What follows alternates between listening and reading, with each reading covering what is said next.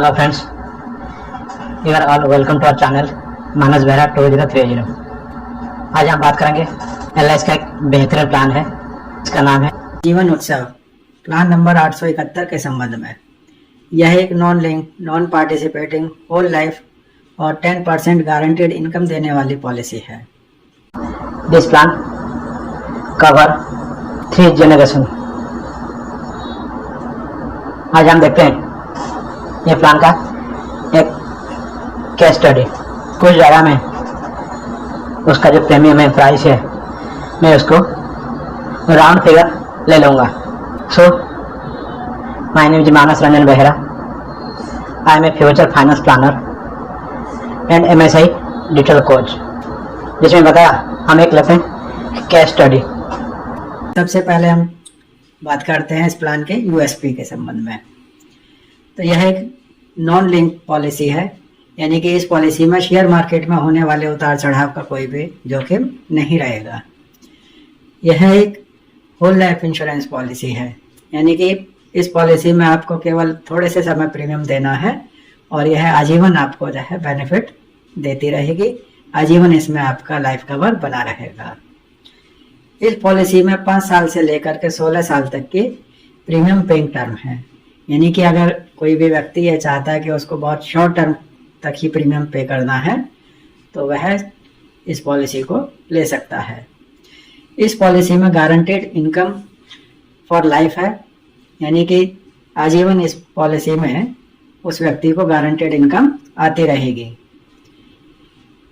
इस पॉलिसी के अंतर्गत प्रीमियम पेइंग टर्म के समय में गारंटीड एडिशन जुड़ता रहेगा। इस पॉलिसी के अंतर्गत इनकम बेनिफिट के भी 2 ऑप्शन व्यक्ति को मिलते हैं। इसी के साथ यह पॉलिसी बच्चों को गिफ्ट देने के लिए एक बहुत ही अच्छी पॉलिसी है। आइए अब हम बात करते हैं इस पॉलिसी की eligibility conditions and other restrictions की। तो सबसे पहले देखते हैं कि मिनिमम एज एट एंट्री, यानी कि इस पॉलिसी को एक छोटे से बच्चे जिसकी उम्र 90 दिन पूर्ण हो चुकी है उसके नाम पर भी दी जा सकती है। मैक्सिमम एज एट एंट्री 65 साल। Maximum age at the end of PPT, यानी कि जब PPT समाप्त होगी उस समय तक व्यक्ति की आयु अधिकतम 75 वर्ष हो सकती है। तो इस प्रकार से इस पॉलिसी में minimum and maximum age eight entry PPT पर निर्भर करेगी।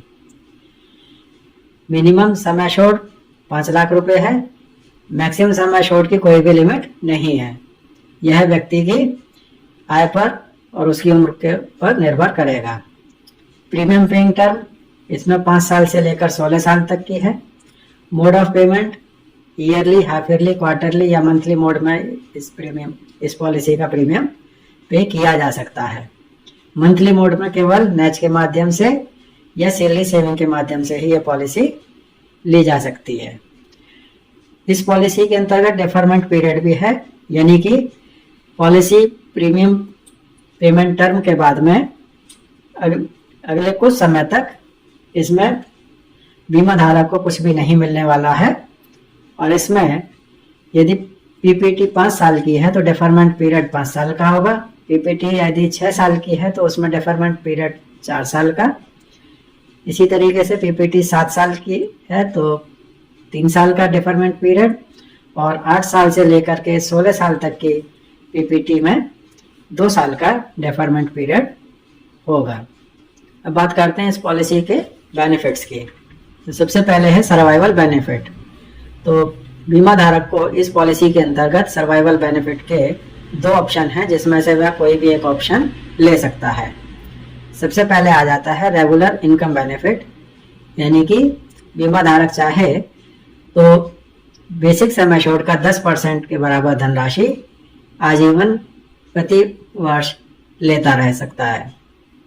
सेकंड है फ्लेक्सी इनकम बेनिफिट, यानी कि इस ऑप्शन के अंतर्गत बीमा धारक को कोई भी राशि मिलेगी नहीं, लेकिन उसके खाते में यह राशि जुड़ती रहेगी बेसिक सम एश्योर्ड के 10% के बराबर।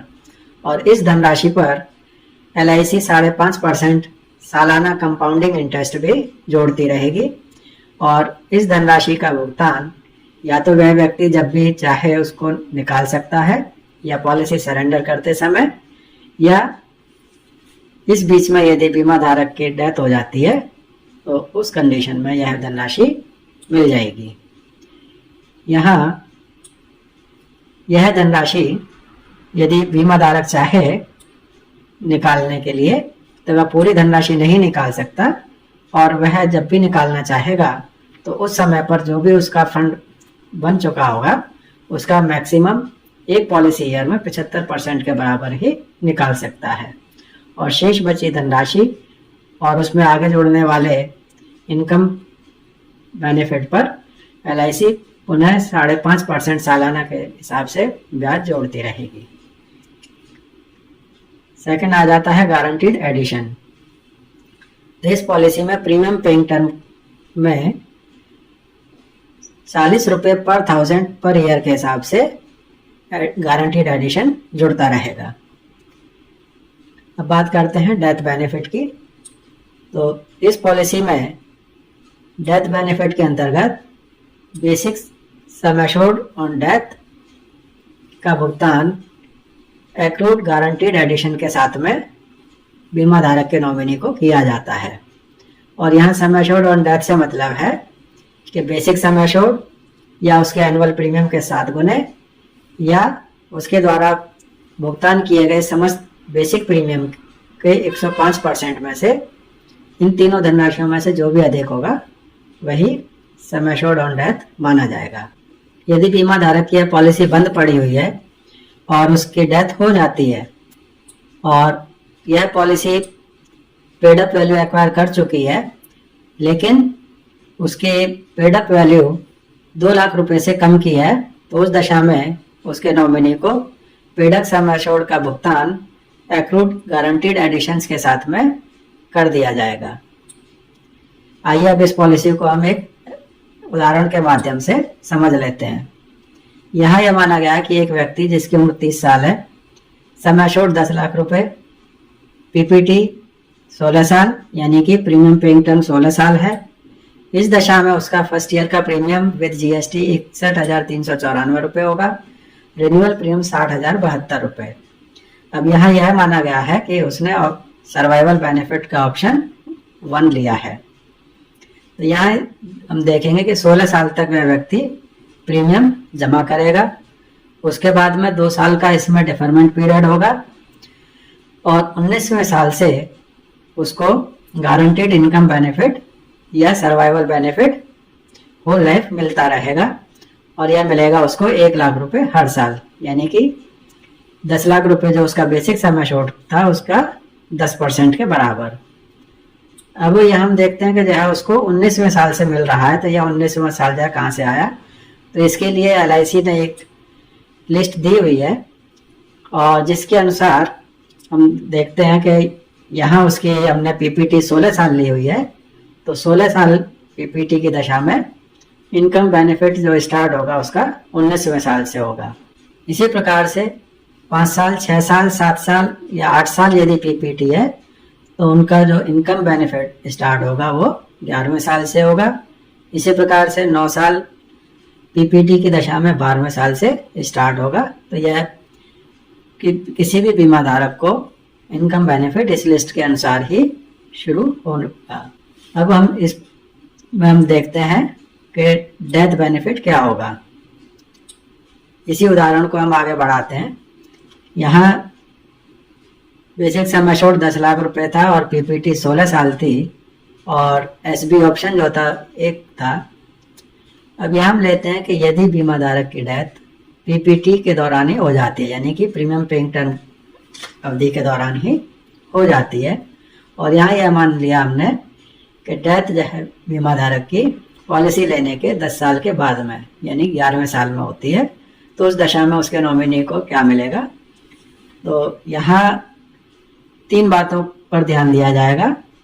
एक होगा बेसिक सम एश्योर्ड, दूसरा उसके एनुअल प्रीमियम का 7 गुना या उसके टोटल बेसिक प्रीमियम जो भी उसने भुगतान किए हैं उनका 105%। तो इन तीनों में से जो भी अधिक होगा उसको लिया जाएगा तो यहाँ बेसिक सम एश्योर्ड जो है वो 10 लाख रुपए है, तो ये हमारा ले लिया जाएगा क्योंकि यही अधिक होगा इन तीनों में। इसी के साथ में 10 साल का, क्योंकि डेथ के समय तक केवल 10 साल पूर्ण हुए हैं, तो 10 साल का जो है एक्रूड गारंटीड एडिशन होगा और ये 4 लाख रुपए हो जाएगा। अब इस 4 लाख की गणना को हम देखेंगे तो इस पॉलिसी के अंतर्गत गारंटीड एडिशन जो है वो 40 रुपए पर 1000 पर ईयर का दिया गया है, तो यानी कि 10 लाख रुपए सम एश्योर्ड पर ये हो जाएगा 40,000 रुपए पर ईयर। तो 40,000 रुपए पर ईयर के हिसाब से 10 साल का जो है ये गारंटीड एडिशन हो जाएगा 4 लाख रुपए। तो इस प्रकार से नॉमिनी को बेसिक सम एश्योर्ड के 10 लाख रुपए और गारंटीड एडिशन के 4 लाख रुपए जोड़ करके 14 लाख रुपए का भुगतान कर दिया जाएगा।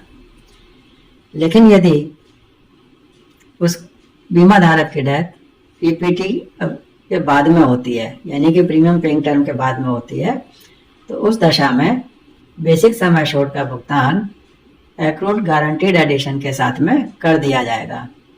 और ये एक्रूड गारंटीड एडिशन जो होगा ये पीपीटी के दौरान ही दिया जाता है। तो यहाँ 10 लाख रुपए बेसिक सम एश्योर्ड हो गया और चूंकि पीपीटी यहाँ 16 साल है तो गारंटीड एडिशन जो है 16 साल तक ही जोड़ा जाएगा। तो यहाँ 40,000 रुपये पर 1000 के हिसाब से 16 साल का हो गया 6,40,000 रुपये। तो इस प्रकार से उसके नॉमिनी को 16,40,000 रुपये का भुगतान LIC के द्वारा कर दिया जाएगा। अब इसको हम जो है एक दूसरे उदाहरण में भी देखते हैं और यहाँ हम ये लेते हैं कि जो है इनकम बेनिफिट का ऑप्शन 2 लिया गया है। अब ये हम लेते हैं कि एक व्यक्ति जिसकी आयु 25 वर्ष है, 10 लाख रुपए सम एश्योर्ड है, 12 साल की उसने पीपीटी ली है, तो यहाँ उसका जो प्रीमियम बना 86,800 रुपये। इनकम बेनिफिट ऑप्शन लिया है 2। अब यहाँ हम देखेंगे कि 12 साल की अवधि में उस व्यक्ति द्वारा टोटल 10,41,600 रुपये का भुगतान कर दिया जाएगा। उसके बाद में 2 साल का वेटिंग पीरियड रहेगा और फिर उसको हम यह मानते हैं कि अगले 23 साल तक जो है वह व्यक्ति कुछ नहीं लेता और जब उसकी आयु 60 साल हो जाती है तो उस समय पर उसका टोटल फ्लैक्सी इनकम फंड जो जनरेट हो जाएगा वो 43,11,185 रुपये, यानी कि इस अवधि में उसका 22 लाख रुपए तो सालाना इनकम बेनिफिट होगा और उसके ऊपर 5.5% सालाना कंपाउंडिंग की दर से ब्याज जोड़ करके ये इस तरीके से 43,11,185 रुपये बनेगा। अब यह व्यक्ति जो है इसमें से पैसा निकालना चाहता है तो इसका मैक्सिमम 75% यानी कि 32,33,389 रुपये वह निकाल सकता है। अब यहाँ यह मान लिया कि उस व्यक्ति ने 32,33,389 रुपये निकाल लिए हैं, तो इस दशा में यहाँ उसके 10,77,796 रुपये बचते हैं और इसमें फिर हम देखते हैं कि 3 साल बाद यह धनराशि बढ़ करके फिर 15,82,399 हो गई। तो यहाँ जब भी बीमा धारक विड्रॉल कर लेगा उसके बाद भी उसमें ईयरली इनकम बेनिफिट जोड़ते रहेंगे और उसी के साथ में उस धनराशि पर 5.5% सालाना चक्रवृद्धि ब्याज की दर से ब्याज भी जुड़ता रहेगा। इसी ऑप्शन 2 को हम जो है देखते हैं कि यदि व्यक्ति की डेथ हो जाती है तो उस दशा में उसके नॉमिनी को क्या मिलेगा। जैसा कि हमने अभी देखा कि बेसिक सम एश्योर्ड 10 लाख रुपए था, पीपीटी 12 साल थी और एसबी बेनिफिट ऑप्शन 2 लिया हुआ था। अब यदि हम यह मानते हैं कि पीपीटी के दौरान ही बीमा धारक की डेथ हो जाती है तो यहाँ गणना करने के लिए ऑप्शन 1 हो या ऑप्शन 2 हो इसमें कोई भी फर्क नहीं आएगा, क्योंकि यहाँ बेसिक सम एश्योर्ड का भुगतान एक्रूड गारंटीड एडिशन के साथ में ही किया जाएगा। तो यहाँ चूँकि 10 साल के बाद में उसकी डेथ हुई है तो 10 साल का जो गारंटीड एडिशन होगा वो 10 लाख रुपए बेसिक सम एश्योर्ड के हिसाब से हम निकालते हैं और 40 रुपये पर 1000 पर ईयर का जो है यहाँ गारंटीड एडिशन है तो इसका मतलब हो गया कि 40,000 रुपये सालाना उसका गारंटीड एडिशन हुआ। तो 10 साल का गारंटीड एडिशन हो गया 4 लाख रुपए। तो इस प्रकार से 10 लाख रुपए बेसिक सम एश्योर्ड और 4 लाख रुपए गारंटीड एडिशन जोड़ करके टोटल 14 लाख रुपए का भुगतान उसके नॉमिनी को कर दिया जाएगा। अब यहाँ हम यह मानते हैं कि बीमा धारक की डेथ पीपीटी के 23 साल के बाद में होती है। तो और इस अवधि में बीमा धारक द्वारा किसी भी तरह का कोई विड्रॉल नहीं किया गया है। तो उस दशा में बीमा धारक के नॉमिनी को जो मिलेगा basic sum assured plus accrued guaranteed addition और उसी के साथ में cumulative income benefit with interest. तो यहाँ बेसिक सम एश्योर्ड 10 लाख रुपए हो गया और 12 साल की पीपीटी थी, तो 12 साल का जो गारंटीड एडिशन हुआ वो 4,80,000 रुपये हो गया। और जैसा अभी हमने देखा था पीछे कि उसका क्यूमुलेटिव इनकम बेनिफिट 23 साल बाद जो बन रहा था वो 43,11,185 रुपये। तो ये तीनों धनराशि को जोड़ करके ये हो जाता है 59,51,185 रुपये। तो उसके नॉमिनी को लगभग ये अमाउंट मिलेगा। और यह धनराशि इस बात पर भी डिपेंड करती है कि उसके कंप्लीटेड मंथ कितने हो चुके हैं, क्योंकि जो इतने भी कंप्लीटेड मंथ होंगे तो उसके हिसाब से भी ब्याज कम ज़्यादा हो सकता है। अब हम देखते हैं कि यदि बीमा धारक की यह पॉलिसी लैप्स पड़ी हुई है और जब उसको इनकम बेनिफिट मिलने का समय हुआ उस समय पर उसकी paid up sum assured value 2 lakh रुपए से ऊपर बन रही है, तब किस प्रकार से इसको ट्रीट किया जाएगा। तो यदि paid up sum assured 2 lakh रुपए से अधिक लेकिन 3 लाख रुपए से कम है तो पेड अप सम एश्योर्ड के 5% के बराबर उसको एनुअल इनकम मिलती रहेगी। इसी प्रकार से यदि paid up sum assured 3 lakh रुपए से अधिक लेकिन 4 लाख रुपए से कम है तो पेड अप सम एश्योर्ड के 6% के बराबर उसको एनुअल इनकम आती रहेगी। इसी प्रकार से यदि paid up sum assured 4 lakh रुपए या उससे अधिक है लेकिन 5 लाख रुपए से कम है तो उस दशा में पेड अप सम एश्योर्ड के 7% के बराबर उसको एनुअल इनकम मिलती रहेगी। और 5 लाख या उससे अधिक पेड अप सम एश्योर्ड बन रहा है तो सामान्य पॉलिसी की तरीके से 10% of paid up sum assured का भुगतान उसको प्रतिवर्ष किया जाता रहेगा।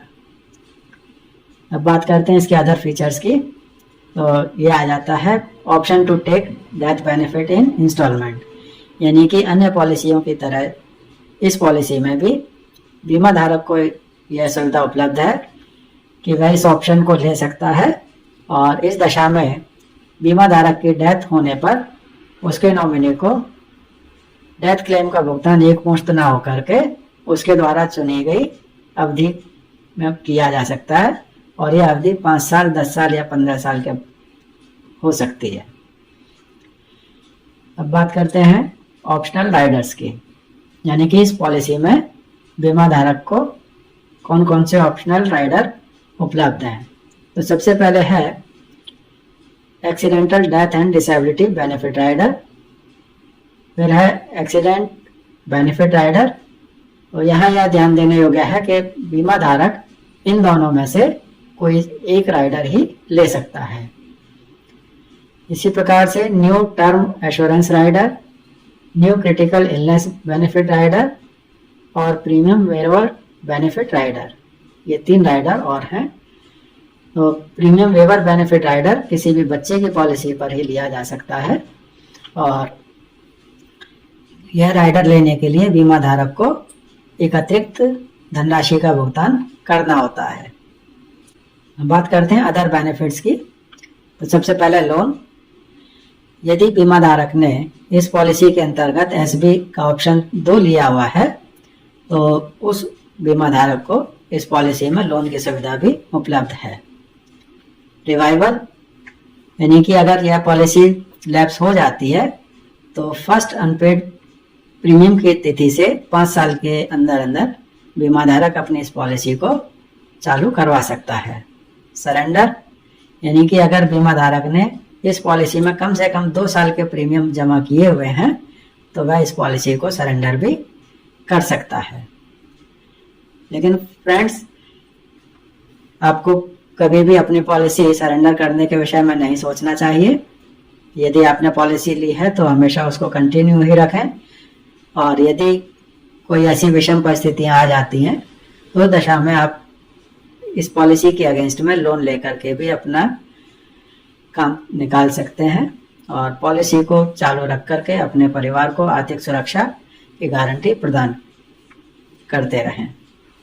तो फ्रेंड्स, ये एक बहुत ही अच्छी पॉलिसी है और इसमें लाइफ टाइम आपको गारंटीड बेनिफिट मिल रहे हैं। तो यह पॉलिसी लेने के लिए आप इस वीडियो को भेजने वाले इस LIC एजेंट साथी या अपने किसी भी LIC एजेंट साथी को कॉल करके यह पॉलिसी ले सकते हैं। फ्रेंड्स, आपको यदि हमारा यह वीडियो पसंद आया हो तो इसको लाइक, सब्सक्राइब और शेयर करना ना भूलें, और साथ ही में बेल आइकन भी जरूर दबाएं, जिससे कि हमारे आने वाले हर वीडियो की जानकारी आपको समय से मिलती रहे। धन्यवाद।